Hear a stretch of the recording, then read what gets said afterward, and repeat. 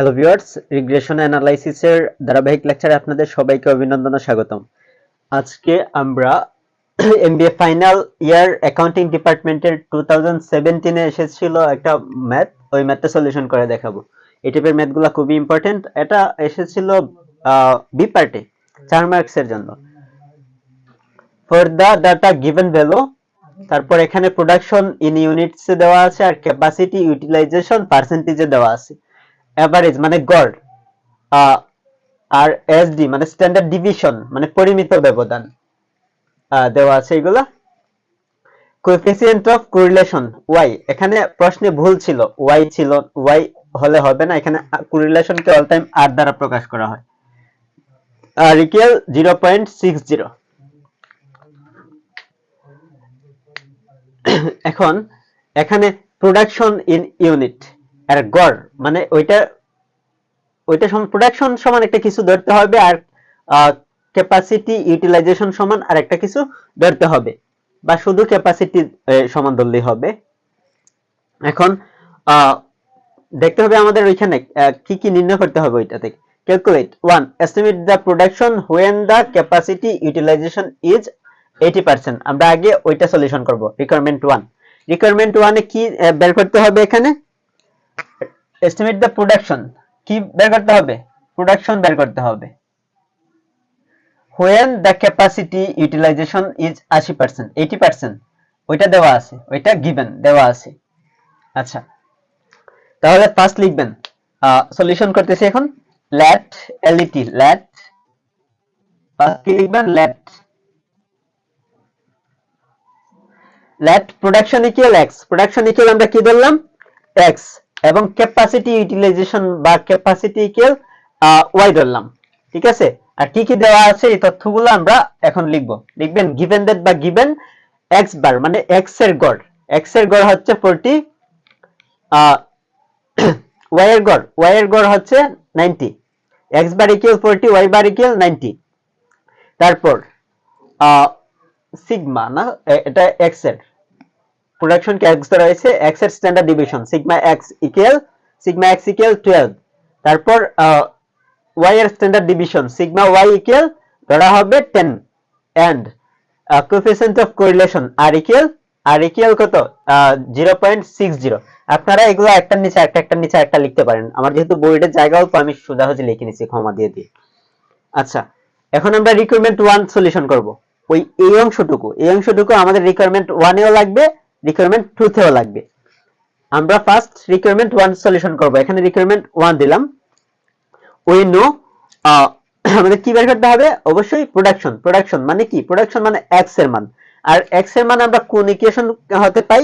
যেহেতু এটা regression equation বা রিগ্রেশন ইকুয়েশন অথবা নির্ভরণ সমীকরণ দিয়ে করতে হয়। তাহলে আমাদের x এর ভ্যালু বের করতে হবে, লিখতে হবে regression equation of x on y is x equal a2 plus b2 y। ঠিক আছে? এখন এটা দ্বারা কি বোঝায়? মানে y এর উপর x এর নির্ভরণ সমীকরণ, y এর উপর x এর নির্ভরণ সমীকরণ, তাহলে x ইকুয়াল মানে y এর উপর নির্ভর করে x এর সমীকরণ। আচ্ছা, x equal a2 plus b2 y, ওইটা মুখস্থ করবেন। আর x ইকুয়াল কেন হবে? যেহেতু x অন y, x এর না, y এর উপর x এর নির্ভরণ সমীকরণ, আগে যেটা থাকবে ওইখানে ওইটা ইকুয়াল হবে। আর x এর ভ্যালু বের করে দিলেই এখানে হয়ে যাবে। এখন a2 আর b2 এর মান বের করতে হবে। আগে আমরা b2 এর মান বের করব, তারপর a2 এর মান বের করব। এখানে হেয়ার যেহেতু সাইড দিয়ে জায়গা থাকবে না, আমরা ওই পাশ দিয়ে লিখব। Here b2 equal r into sigma by sigma. b2 equal কি লিখবেন? b2 equal sigma by r into b2 equal কি লিখবেন? r into sigma divided by sigma. এখন এখানে কি আছে দেখেন, x অন y মানে y এর উপর x এর নির্ভরণ সমীকরণ, y এর উপর, yটা হবে নিচে, উপর x, উপরে হবে x। ঠিক আছে? দেখেন sigma b2 equal r into sigma y by sigma x, ওইটা আগের ক্লাসেও বলে দিয়েছিলাম। আশা করি এই পর্যন্ত কারো কোনো সমস্যা নাই। এখন কি করব? r এর মান বসাই দেব। r এর মান কত ছিল? এখানে r এর মান 0.60 ইনটু সিগমা x ইকুয়াল কত? 12, 12 ডিভাইডেড বাই সিগমা ওয়াই এর মান 10 10। এখন কি করবেন, 12 কে 10 দ্বারা ভাগ করবেন, তারপর যত পাবেন ততকে 0.60 দ্বারা গুণ করবেন, গুণ করলে পাবেন 0.72।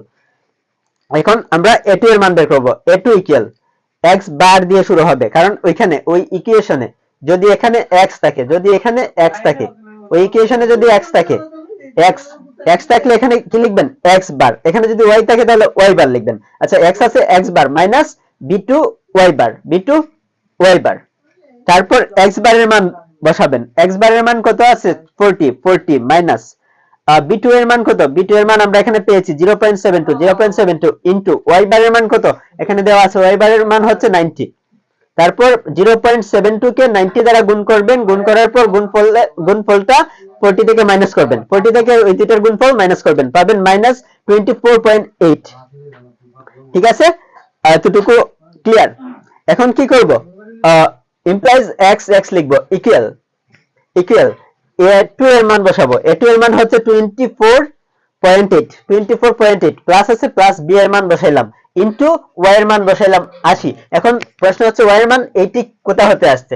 এখানে দেখেন, when the capacity utilization is 80%, এখানে লিখে দিবেন here ক্যাপাসিটি কে আমরা কি ধরেছিলাম, y ধরেছিলাম। ক্যাপাসিটি y ইকুয়াল 80% টা দিতে হবে না, কারণ আমরা অঙ্কে এখানে পার্সেন্টেজে নিব না। এগুলো ক্যাপাসিটি ইউটিলাইজেশন সবগুলো পার্সেন্টেজে দেওয়া আছে, আমরা কিন্তু পার্সেন্টেজে লিখি না, এগুলাকে এমনিতে লিখেছিলাম পার্সেন্টেজ ছাড়া।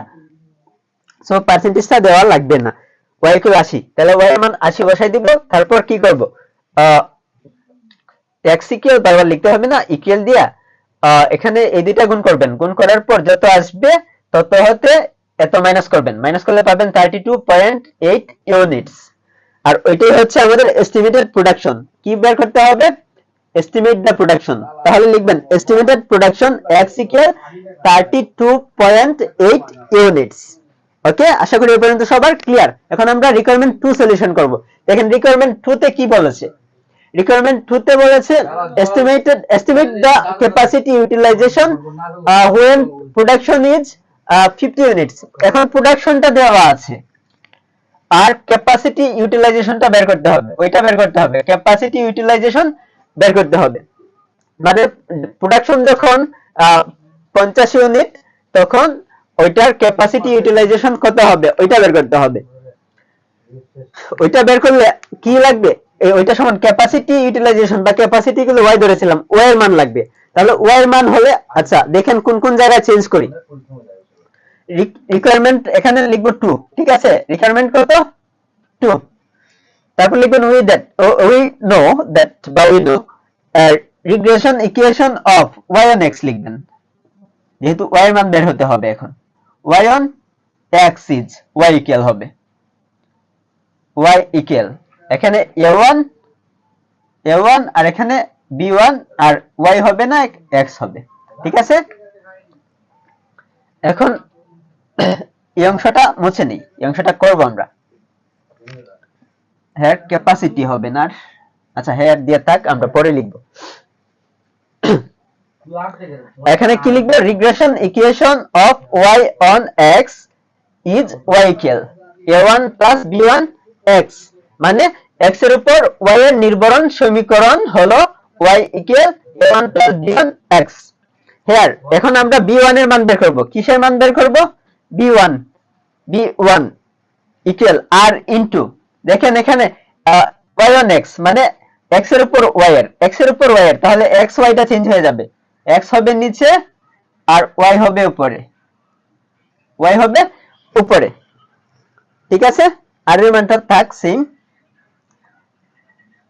এখন মান বসাবো, সিগমা x এর y এর মান কত, sigma y equal 10, sigma y equal 10 আর সিগমা x ইকুয়াল কত 12, সিগমা x ইকুয়াল 12। এখন কি করবেন, 10 কে 12 দ্বারা ভাগ দিবেন, তারপর ভাগফলের সাথে 0.60 গুণ করবেন, গুণ করলে পাবেন 0.5 ইকুয়াল 0.5। এখন a1 এর মান বের করতে হবে। কি বের করতে হবে, a1 এর মান, a1 ইকুয়াল, এখন দেখেন a1 ইকুয়াল কি লেখা যায়,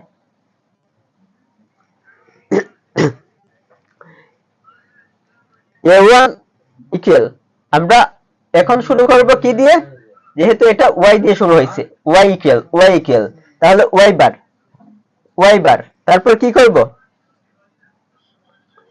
y বার, তারপর কি করব, মাইনাস দিব, তারপর কি করব, মাইনাস দিব, এখানে b1 ছিল, b1 x বার, তারপর y বারের মান বসাবো, y বারের মান হচ্ছে 90 মাইনাস b1 এর মান কত, b1 এর মান পেয়েছিলাম 0.5 x বার, এখানে কি আছে x বার ইনটু x বারের মান কত, x বারের মান হচ্ছে 40, x বারের মান হচ্ছে 40, এখন 0.5 কে 40 দ্বারা গুণ করব, তাহলে 20 হবে, 90 থেকে 20 মাইনাস করলে কত হবে, 70, কত হবে 70, হ্যাঁ রাইট। এখন a1 b1 দুইটার মানই বের হয়ে গেছে, এখন কি করব, এখন এখানে a1 এর মান বসাবো, a1 এর মান কত, a1 এর মান হচ্ছে 70, a1 এর মান হচ্ছে কি 70, তারপর মাইনাস b1 এর মান কত, b1 এর মান হচ্ছে 0.5 মানে হাফ, ইনটু x এর মানটা কি হইতে পারে, এখন x এর মানটা কি হইতে পারে, দেখেন প্রোডাকশন কে আমরা কি ধরেছিলাম, x ধরেছিলাম, সো x এর মান কি দেওয়া আছে, production x equal here PRODUCTION, production x equal কত দেওয়া আছে, 50 ইউনিটস, 50, তাহলে এখানে গুণ করব কত, 50 ইকুয়াল 50 কে গুণ দিব 0.5 দ্বারা, তাহলে হবে 25, 70 হতে 25 মাইনাস করব, 70 হতে যদি আমরা 25 মাইনাস করি তাহলে আসবে 90, না এখানে মাইনাস, এখানে 70 ছিল, আচ্ছা সরি মাইনাস না, এখানে প্লাস, এটা 75 আর 20 সরি 70 আর 20 ইকুয়াল কত হয়, 70 আর 20 95 হবে, 25 70 আর 25 95 হবে, তাহলে আমরা এখানে কি পেয়েছি, কি বের করতে হবে, আমাদের বের করতে হবে ক্যাপাসিটি ইউটিলাইজেশন, এস্টিমেটেড নিচে লিখে দেবেন, এস্টিমেটেড বসে লিখি, কি বের করার কথা বলছিল এখানে, capacity utilization, CAPACITY, capacity utilization, UTILIZEDTION, is বা ইজ না লিখে x ইকুয়াল লিখে নেই, ক্ষমা দিয়ে x ইকুয়াল, x না সরি এখানে y ইকুয়াল, কত 95 आंसर। ক্লাসটি শুরু থেকে শেষ পর্যন্ত মনোযোগ সহকারে দেখার জন্য ধন্যবাদ। আর যারা আমার YouTube channel Tito sir subscribe করেননি তারা অবশ্যই চ্যানেলটি সাবস্ক্রাইব করে বেল আইকনটি ক্লিক করে রাখবেন।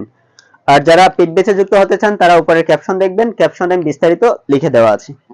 ধন্যবাদ সবাইকে।